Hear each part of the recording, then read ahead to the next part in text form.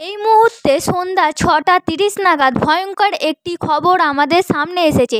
এই মুহূর্তে আপনারা দেখতে পাচ্ছেন হাওড়া কোনা হাই রোড নিকট ব্রিজের তলার দুর্ঘটনা।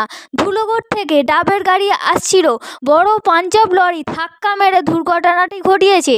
গাড়িটা পোস্টারের নিকটে ঢুকে গিয়েছে। লরিটা এমনভাবে পোস্টারে আটকে গিয়েছে যে লরিটাকে ধাক্কা মেরে চলে গিয়েছে, সেই লরিটাকে ধরতে পারেনি।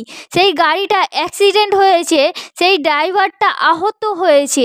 এখানে ট্রাফিক পুলিশের সাহায্যে তাকে হাওড়া হসপিটালে নিয়ে যাওয়া হয়েছে। যে গাড়িটা পোস্টারের নিকট ঢুকে গিয়েছে তাকে এখনো পর্যন্ত উদ্ধার করতে পারছে না এখানে ট্রাফিক পুলিশ।